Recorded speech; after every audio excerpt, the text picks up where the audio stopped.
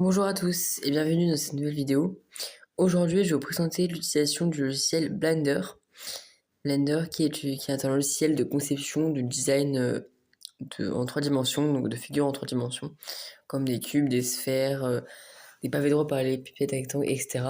Et à partir de ces pièces, avec des logiciels complémentaires comme Catcha, on peut réaliser vraiment des vraies justement pièces, des vrais outils, des vraies machines. Donc, par exemple, ce qu'il faut tenir en compte dans le volume, c'est les 3 axes X, Y et Z qu'on voit en haut. L'axe X en rouge qui est ici, c'est l'axe en rouge ici. Après, il y a l'axe Y en vert et l'axe Z en bleu. Donc X en rouge, c'est l'axe des abscisses, Y l'axe des ordonnées. Donc X la longueur, Y la largeur et Z la hauteur.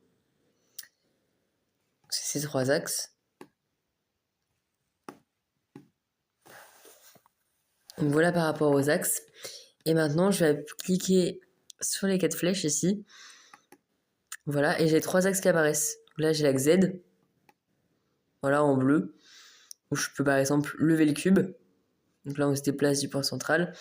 Ou alors l'abaisser, sous la surface. Ça, c'est l'axe Z. Je vais remettre un petit peu sur la surface. Ensuite, ici, comme on dit en rouge, l'axe X, les abscisses. Et ensuite en vert, l'axe Y. Pour déplacer la figure, voilà, il faut cliquer dessus, donc maintenir le clic dessus et déplacer avec la main droite. Dans le clic gauche, il faut maintenir la figure. Là, mon doigt, il maintient la figure. Et avec la main droite, je fais glisser la figure. Et on remarque que la distance en mètres ou l'angle de degré est affichée en haut à gauche, par là. Donc, quand je vais déplacer la figure, on va voir le mouvement, les déplacements en mètres et en degrés de la figure. On voit en haut à gauche là, que ça se déplace. Donc ça, c'était pour déplacer la figure, voilà, en fonction des 3 axes X, Y et Z. Maintenant, on peut faire tourner la figure, donc c'est juste en dessous. C'est indiqué tourner ou la rotation. Donc, par exemple, voilà, là, je la fais tourner sur l'axe Z. Voilà. Je peux la faire tourner sur l'axe Y, l'axe rouge. Voilà. D'un quart de tour, d'un demi-quart de tour, près. Un demi-tour, des 3/4 de tour, etc., etc. Et enfin, sur l'axe bleu. J'essaie de la replacer un petit peu, de manière que la figure soit droite.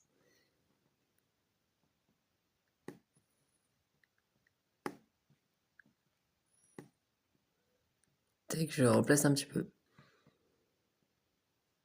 Voilà, là elle est à peu près droite. Ensuite, en dessous, j'ai l'outil redimensionner, donc pour redéfinir les dimensions du cube. Là, je peux l'élargir. Là, ça peut faire la forme d'un frigidaire. Sur la hauteur, voilà. Je peux aussi, par exemple, l'élargir sur la X. Voilà. Et enfin, sur l'axe Y. Donc, on peut vraiment redimensionner une figure.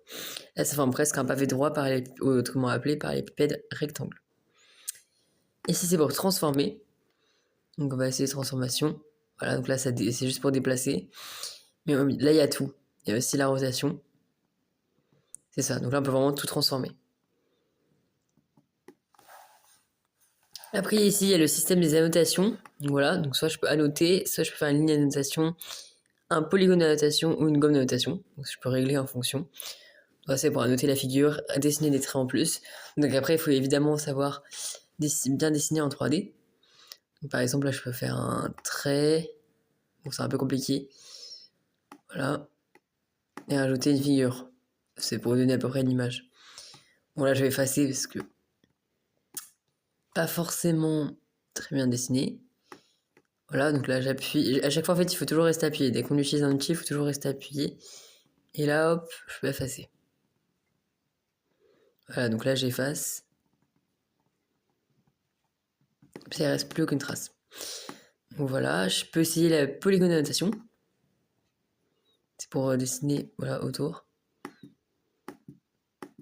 Voilà, ça fait des tracés. Hop, voilà. Pour vous donner une idée. Par exemple, là, je peux essayer de faire une forme 3D. Hop.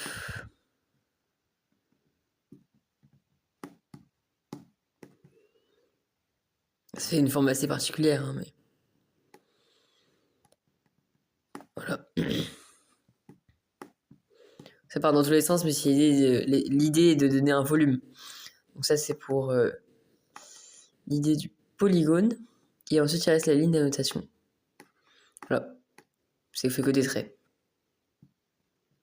Là, je peux repartir, voilà. Donc c'est les outils un petit peu pour ajouter, modifier une figure qui existe à la main, mais évidemment, il faut savoir...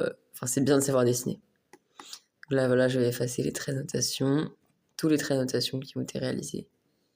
Voilà, j'efface. Et tous les petits points aussi. Ça, il reste plus rien. Et je vais retourner sur la notation, comme ça c'est déjà présent. Ensuite, il y a l'outil des mesures. Donc voilà, donc là j'ai déjà fait une mesure, ils disent 4,4 mètres. Je peux faire une autre mesure, donc par exemple je vais partir de ce point ici, et je vais aller jusqu'au point tout là-haut. Donc aux deux extrémités, ils disent qu'il y a à peu près 8,1 mètres. Du point ici, de ce niveau-là, au niveau là-haut, il y a à peu près 8 mètres. Donc c'est vraiment des tailles réelles de meubles. Ici, on peut ajouter des figures. Donc je peux ajouter par exemple un cône. Là, voilà, on voit la figure. Voilà. Donc voilà, là, il y a un cône. Donc, par exemple, là, je vais le déplacer. Donc, par exemple, je vais le mettre comme ça. Je vais le faire tourner. Voilà, on voit la figure du cône. Je peux ajouter d'autres figures. Hein. Je peux ajouter, par exemple, un autre cube. Ici. Voilà, il faudrait toujours rester appuyé. Voilà, à peu près, bon, ça fait... Voilà. Je peux ajouter plein d'autres figures. Hein. Je peux, par exemple, ajouter un cylindre. Je vais ajouter ici. Voilà. On peut également ajouter... Donc après, ça dépend du projet, hein, mais c'est toutes les fonctionnalités qu'on peut avoir. Je peux également, ils disent, ajouter une sphère. Alors attendez, je vais refaire. Voilà. Par exemple, j'en ai ajouté une ici. C'est la forme d'une boule, un peu d'une sphère.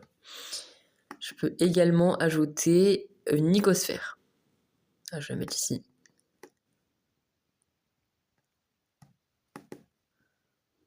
C'est un peu une forme un petit peu plus arrondie.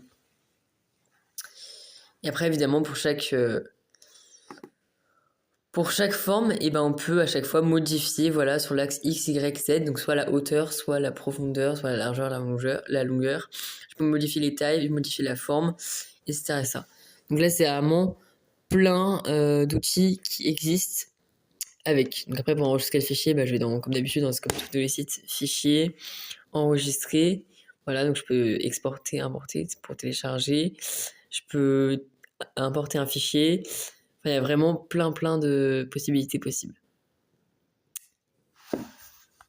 Après, il y a d'autres principes de réglage. Ici, je peux régler les formes des sphères. Donc en cliquant en haut à droite. Donc là, j'ai différentes sphères que je veux, les différents thèmes, les vues en 3D. Voilà, je peux choisir. Hein. À chaque fois, il y a plusieurs modes ici de réglage de taille, etc. Ici, pareil, la navigation. Ici, c'est tout ce que j'ai fait. Tout ce que j'ai utilisé, toutes les formes que j'ai réalisées. C'est un peu l'historique. Et après, il y a moyen de faire des scènes, des animations. Il y a vraiment plein de possibilités possibles grâce au site. Enregistré dans les fichiers. Et là, ils ont coloré les figures. Donc là, on peut changer les couleurs. On peut être dans différents cadres spatio-temporels. C'est ça qu'on pouvait ajouter. Voilà, donc là, par exemple, on peut changer les couleurs. On peut choisir vraiment plein de choses. Hein. Il y a plein de possibilités possibles. Là, il y a toutes les formes là qui sont dans un autre repère. Donc voilà, donc c'est vraiment un logiciel assez complet, assez vaste et qui est vraiment pratique pour justement le design 3D, le dessin, pouvoir lier des figures entre elles et former une figure, former des meubles, des objets, des monuments. Et après, ça peut être complémentaire, enfin, ça peut se complémentariser avec d'autres logiciels comme le logiciel assez professionnel Katia. Voilà, je vous remercie pour votre attention et votre écoute. La vidéo s'achève. Merci.